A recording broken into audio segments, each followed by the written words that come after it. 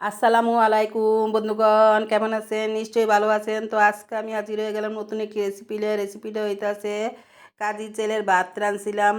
রাইন্দা আমার বইনেগো দাওয়াত দিয়া খাওয়াইছি, সেইটাই এখন আপনাগুলোকে শেয়ার করবো। এই যে এইখানে 6-7 পদের ভর্তা, বেগুন ভাজি, মাছ ভাজা, আর এই তো রাইস কুকারে কাজি চালের ভাত রাঁধতে হইছে। কন কি যে অবস্থা আর কইেন না, গ্যাসের সমস্যা চলতে আছে, একটুও গ্যাস আহে না। শুক্রবার আর বৃহস্পতিবার নেই, সব সময় গ্যাস থাকে না, এই লেগেই কাজির ভাতটা রাইস কুকারে আমার রাঁধতে হইলো। এই তো ভাত রান্দা হয়ে গেছে, এখন বলে বাইরা লইয়া যাইতে আসি। আমার বোন বাগনি সবাই আমার বাসায় বেড়াইতে আইছে কাজির ভাতের দাওয়াত পাইয়া। এরা আবার কাজির ভাত খাওয়ানোর লাগে অনেক পাগল। এই কাজির ভাত আমি অনেক আগে একবার রান্না করছিলাম, তখন আমার বোনেরা খাইছিল। এখন আবার অনেক দিন পরে আবার রাঁধছি। আমার বাগনি বোনের এই ভাত খাওয়ার লাগে পাগল।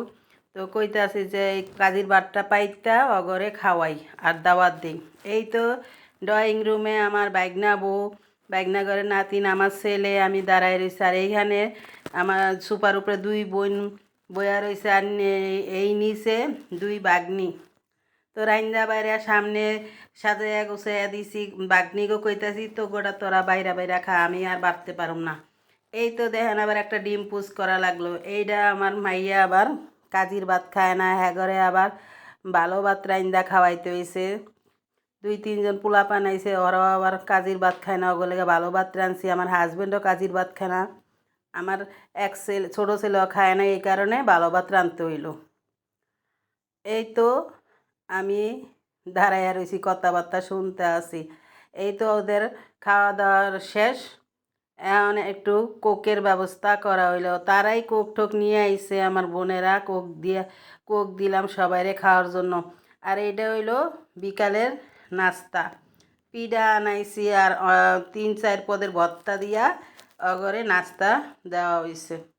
এই যে এখানে দেখেন আমার বেডরুমে আমার বোন, বাগনি ঘরে নাতিন, বাইগনা বউ, বাইগনা ঘরে নাতি সব একখানে বইয়া জবাজবি গল্প গুজব করতে আছে। মেহমান আইলে কার না ভালো লাগে, সবারই ভালো লাগে। আর বাপের বাড়ির মেহমান আইলে তো কোনো কথাই নেই।